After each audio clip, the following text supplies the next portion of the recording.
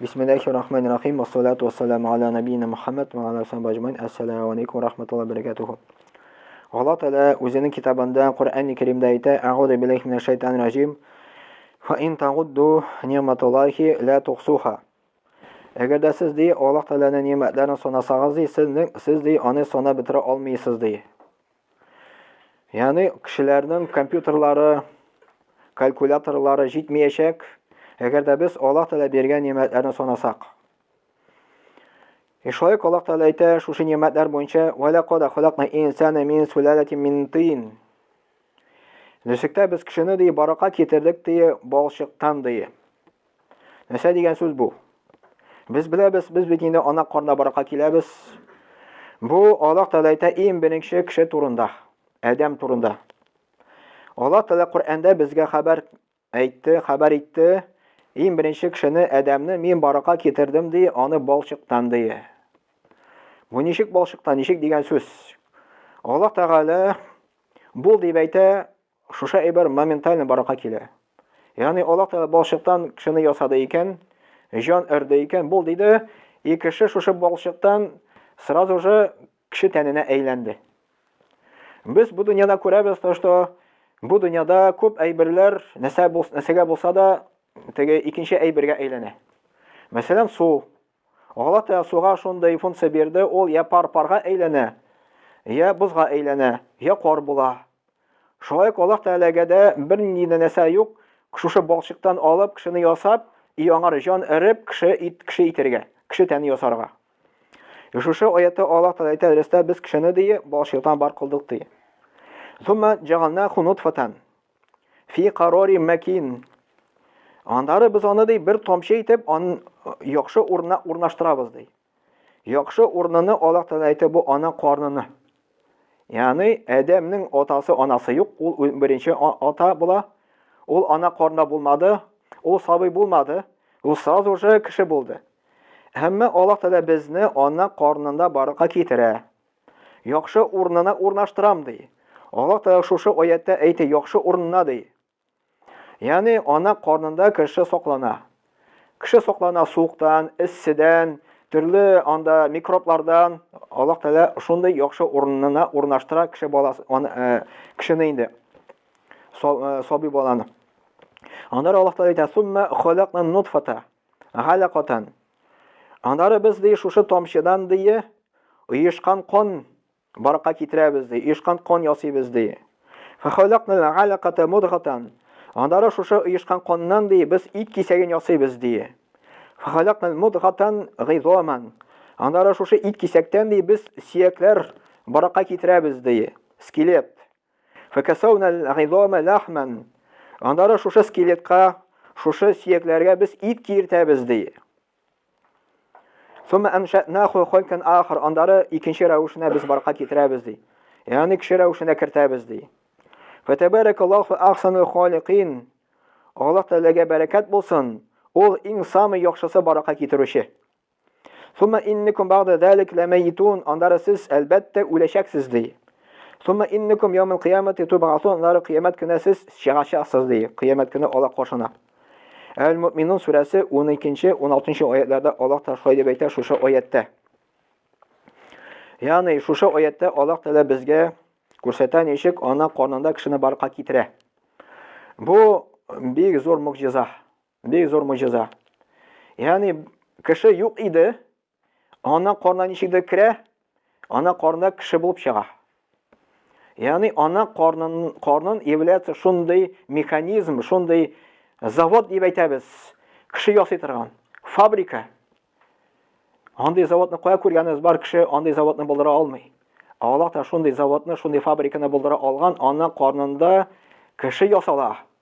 Oyoqlari baroqa keladi, qo'llari baroqa keladi, ko'zi baroqa keladi, aqli baroqa keladi, jon Alloh taolo kiritadi.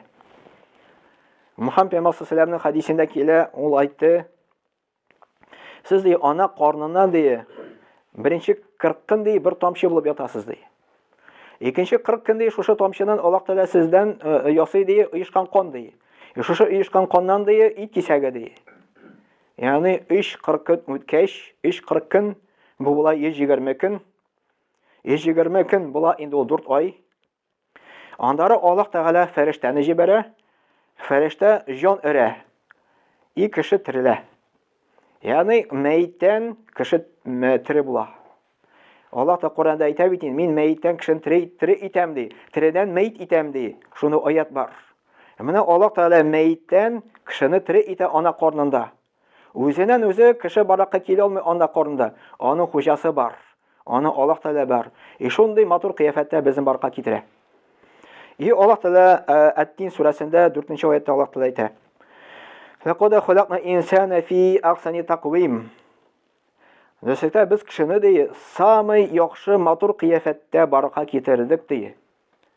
Менә без Allah Teala'га рәхмәтле булырга тиеш түгелме? Allah Teala безне матур кыяфәттә баракка китерде.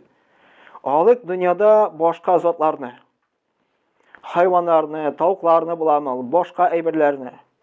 Бу Хәзрәт әйтмешли, хайваннар ди ашар алдыннан ди ашаганда ди сразу авыз белән каба ди. Без ди беренче кул белән алабыз, аннары авызга тыгабыз ди. Бу да күрсәтә Allah Teala безне баракка китерде шундый матур кыяфәттә. Безнең яхшы агза, самый яхшы агза ул була баш.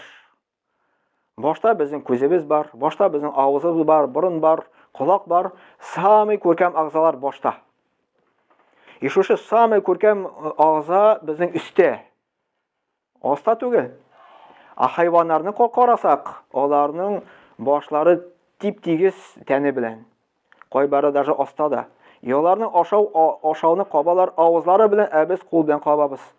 Без 2 аякта йөрибез, алар 4 аякта йөриләр. Allah Teala әйтә, мин сезне ди, кешене ди, самый күркәм рәвештә баракка китерәм ди. Кызганычка каршы шушы тәфсирдә әйтелгән инде, кызганычка каршы кеше ди. Allah Teala көферлек кыла ди. Allah Teala'ны танымый ди, белмәй ди, Allah Teala шөкер итмәй ди, Allah Teala гыйбадәт кылмый ди. Аннары тагын бер аятта Allah Teala әйтә: "Валлаху ахраҗака мин бутуни уммахатикум ла та'ламуна шай'a ва джа'ала лакум ас-сам'a вал абсара вал аф'ида лa'аллакум ташкурун." Ан-Наhl сүрәсе 70-нче аят. Allah Teala ди, сезне ана карныннарыннан чыгарды ди. Сез ди бер нәрсә белмәдегез ди. Сезгә бирде лакум ас-сам'a, ишетә торган колак ди. Вал абсара, сезгә бирде күрә торган күзләр ди. Вал аф'ида, сезгә йөрәкләр бирде ди. Ләгаликум ташкурун, бәлки сез шөкер итәсез ди Allah Teala әйтә.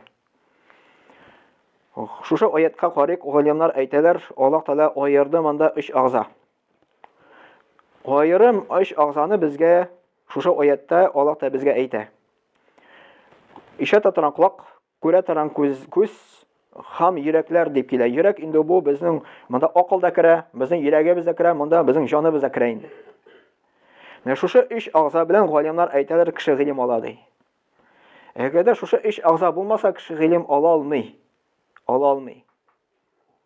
Без әйтәбез, безне инде мәктәптә укырга, язарга өйрәтәләр укытучылар. Да әлбәттә дөрес, но Allah Teala әйтә, иң беренче мин сезне өйрәтәм ди, язарга ди. Әйшәпсез алайса укытучылар аюны өйрәтә алмыйлар язарга. Или маймуны өйрәтә алмыйлар язарга. Кешене өйрәтәләр. Ни өчен? Чөнки Allah Teala иң беренче безне өйрәтте язарга. Аннары гына укытучылар. Шушы аятта без аныйбыз, тошта Allah Teala безне шундый күркәм рәвештә баракка китерде, шундый күркәм агзалар безгә бирде. Allah Teala әйтә, бәлки сез шөкер итәсез ди. Бәлки дип әйтә. Кемдер шөкер итә, кемдер шөкер итмәй. Нәрсә дигән сүз ул шөкер? Шөкер Аллага шөкер дип әйтү менә. Ул гына җитмеш ул. Шөкер була ул именно Allah кушканнарын үтәү, намазларын уку, уразаларын тоту, хаҗга бару. Менә бу шөкер итү була. Закатын түләү, гышырны түләү. Менә бу Аллага шөкер итү була. Шулай тагын бер аятта Allah Teala әйтә: "Васанал инсана би валидейхи хамалху уммуху вахна ала вахнин ва фисалу фи амейн ан яшкура ли ва ливалидейка илайил масир."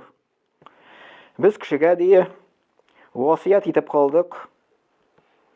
Әти әнигә хөрмәтле булырга. Чөнки әнигез ди сезнең ди үзенең карнында ди авырлык белән, авырлык өстендә йөртте ди.